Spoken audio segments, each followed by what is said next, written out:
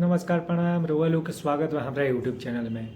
मान गए खेसारी भैया आपको, मान गए आप एकदम गुरु ही है।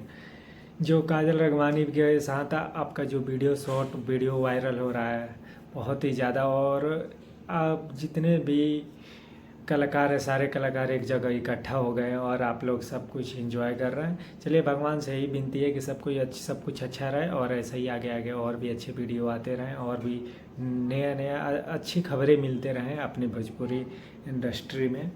और मनोज भैया का भी साथ कुछ फ़ोटो है, देख लीजिए आप लोग जितने भी दर्शक हैं आप लोग देखिए। यहाँ पे मनोज भैया का और खेसारी भैया का वीडियो है, पवन भैया और खेसारी भैया का भी फ़ोटो है, और काजल अगवानी और खेसारी भैया का भी फ़ोटो आप लोगों को मन बाई मन हम क्लिप आपको साइड में दिखाएंगे, आप देखिए। और यहीं पे खुशी का माहौल है कि भोजपुरी में चलिए सब तो ठीक अब लग रहा है कि हाँ ठीक है।